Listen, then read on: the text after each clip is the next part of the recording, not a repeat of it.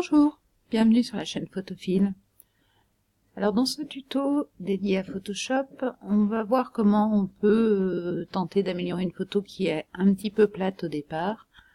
Alors ça ne fonctionne pas avec tous les types de photos, mais ça peut vous permettre de donner un petit effet à votre image en utilisant un des modes de fusion, le mode incrustation. Le tuto va être très simple.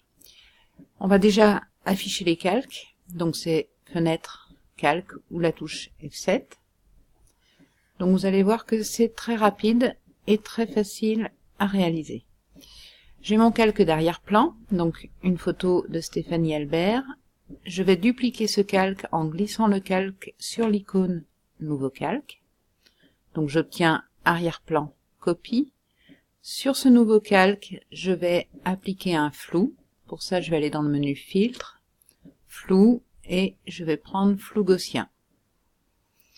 Voilà, là j'ai mis une valeur, vous voyez, très forte, je vais la baisser un petit peu. Alors, il faut faire des essais, parce qu'il est difficile de prévoir le résultat de l'effet.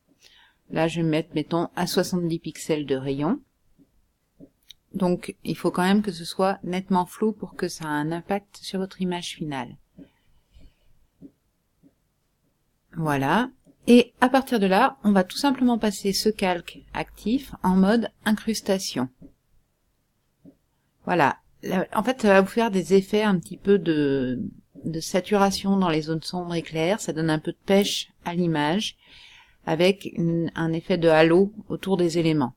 Si on regarde le résultat par rapport à l'original, ça c'est ma photo originale, ça c'est ma photo résultante. Donc on peut évidemment diminuer l'effet, soit en modifiant ensuite l'opacité. Par exemple, si vous trouvez que l'effet est trop fort, vous pouvez tout à fait diminuer ici l'opacité.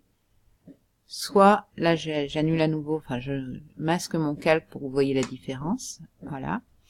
Soit en diminuant le flou appliqué sur le calque. Dans ces cas-là, évidemment, il faudra refaire une copie de l'arrière-plan original.